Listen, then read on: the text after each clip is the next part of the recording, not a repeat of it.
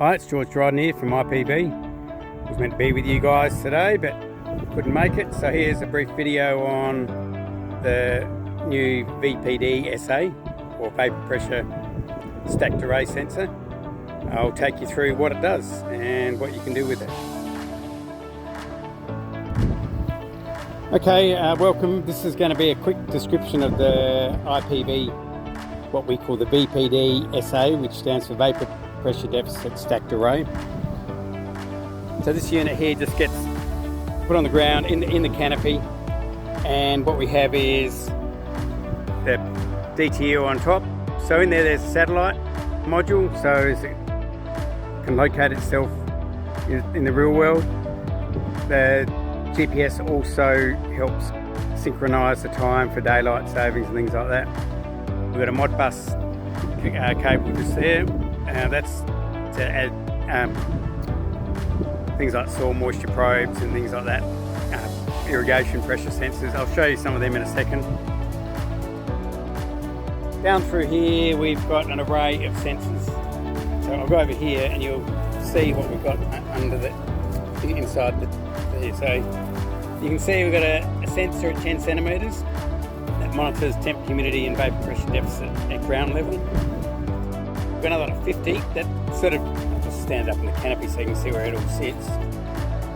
But that there sort of sits under the canopy, sort of lower canopy, between the ground and lower canopy. Then we've got this one here sitting in the fruit zone. This one here also does CO2, that's optional, but you can have CO2 on 1, 2 or 3 depending on what you want to do.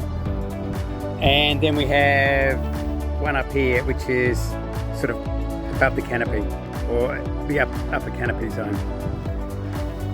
So what these do is they do a reading every 15 minutes, and every hour they upload it to the web. So you can see various conditions in your canopy, such as factors leading to disease pressure. A VPD below 0.5 is sort of the danger zone for disease. Once it gets above 0.5 and the stomata open, and it starts, stomata will open before that, but then it starts transpiration once it gets above 0.5, and obviously the disease pressure drops down. CO2, we're finding that it is useful for monitoring transpiration and respiration of the plant.